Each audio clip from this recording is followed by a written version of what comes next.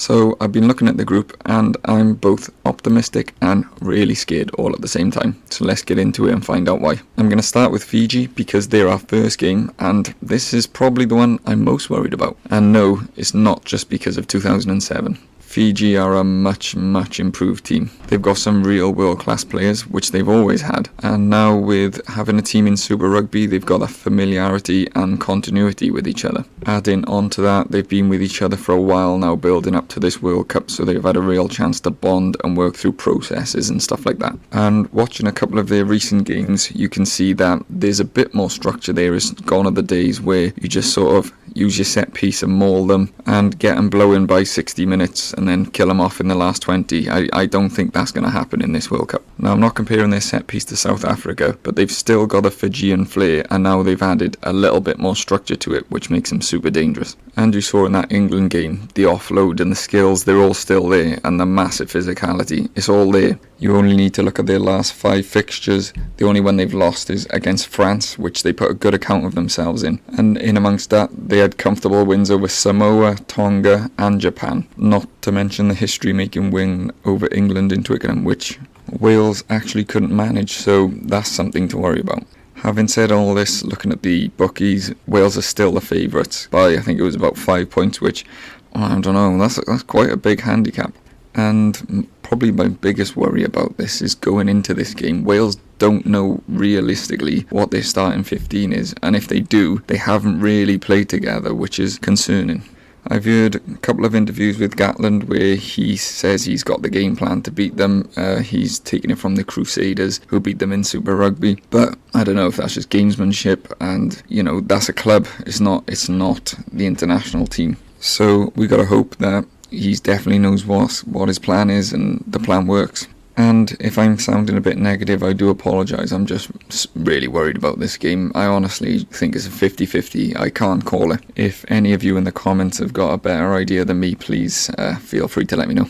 But anyway, we'll move on to our second opponent, which is going to be Portugal on the 16th of September. But I'm going to be totally honest, I don't know hardly anything about Portugal. I'm pretty sure they have a fairly young team, so you'd expect them to fear nothing. They've obviously got nothing to lose, so they're going to throw everything at the competition. I know they had the head-to-head against USA, so they took USA's place, which I believe was over 2 legs, and they beat them in one game and they drew in another, I believe, so that's how they ended up qualifying. They took USA's spot. Other than that, I know they lost to Georgia, I believe it was in March 38-11, so Georgia are obviously in the group too, so that shows where they are. But yeah, apologies, I don't really know much else about Portugal, so I'm going to move on to Australia.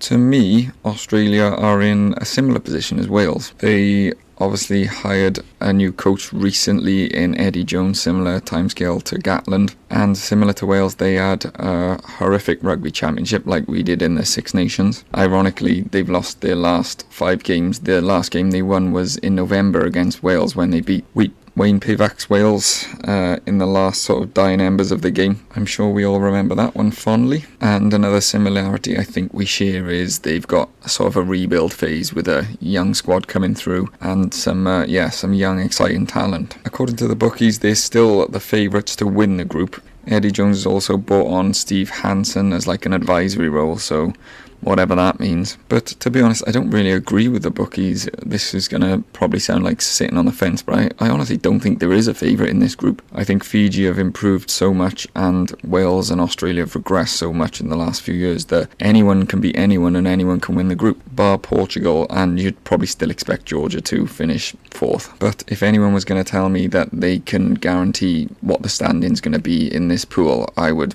bet against them every time. And this is part of the reason why I'm carefully optimistic but also absolutely terrified that we're just going to go out within the group stages, because I think if we get out of the group stages, oddly, it opens up a little bit easier, I think.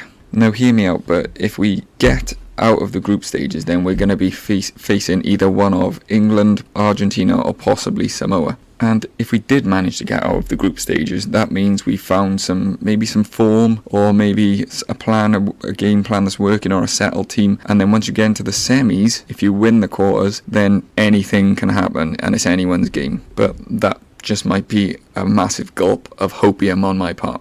Anyway, I've got slightly off track. Going back to Australia, I think they're certainly beatable. It's probably the worst Australian side that's been around for a while, and while no Australian side is ever weak, I think if there is a chance to beat them in the World Cup, now is it. It is just a shame that Wales are in a sort of transition phase themselves. But let's move on to the final game. That's on the 7th of October against Georgia. Now, anyone listening to this channel will know what happened back in November when Wales lost to Georgia. But since then, they've gone on a good run and won 7 of their last 8, only losing the last game to Scotland, in which they actually put up a pretty good performance against, I think, is an underrated Scottish team. And granted, most of those wins have come in the Rugby Europe Championship, which is the second tier, but they're basically smashing everyone, and they recently ripped the USA apart. I only saw the highlights, but they were just a different level from the USA.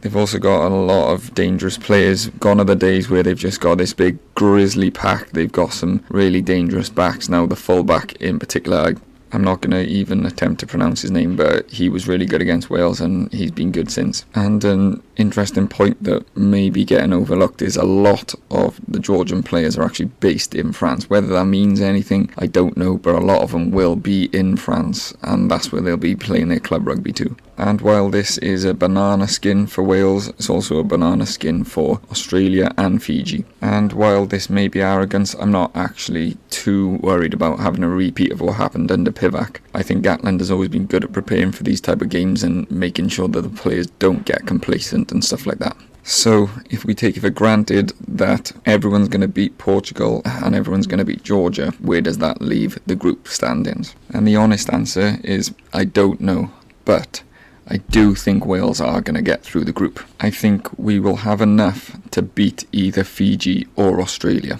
And strangely, I'm more worried about Fiji than Australia. And that's mainly because we don't know what our starting 15 is necessarily going to be and how they're going to gel together. And Gatland's done pretty good against Eddie Jones' sides in the past. So I'm going to stake my reputation and say Wales are going to sneak through in second. And I know that might not necessarily sound like a bold claim, but I think with where we are as a team and where Fiji are as a team, I think it is quite a bold statement. Thanks for watching, subscribe.